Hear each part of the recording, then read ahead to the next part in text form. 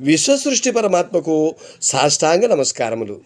గురూజీ, శాకాహారులు మాంసాహారులని ఏ విధంగా మనం గుర్తించవచ్చు? నిజమే, నువ్వు ఏమీ లేదు నాయనా. మనం మాంసం తినేవాళ్ళు చూస్తే మనసు కఠినంగా ఉంటుంది.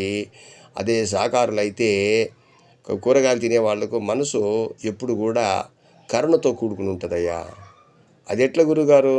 అవును, మనం రోడ్డు మీద వెళ్తుంటాము, ఒక కోడి దెబ్బ తగిలిందనుకో, వాటికి కాళ్ళలో రక్తం కారిందనుకో, శాకాహారుడు చూసినంత వెంటనే కళ్ళలో నీళ్ళు వస్తుంది. అయ్యో, అది కో నరిసే లోపల ఇటు బాధపడి దానికి ఏదో కట్టు కడతాడు ఆ కాళ్ళకి.